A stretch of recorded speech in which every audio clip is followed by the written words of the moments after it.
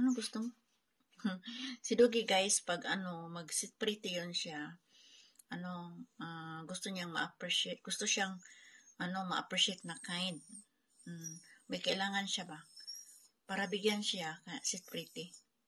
So, tanungin natin kung anong gusto niya. So, let's go. Tanungin natin kung gusto ba siya ng, I think, walang iba. Snacks yun. Diba? So, Kaza. Tanungin natin. Where? Kaza. Ituro mo sa akin. Let's go. Kaza.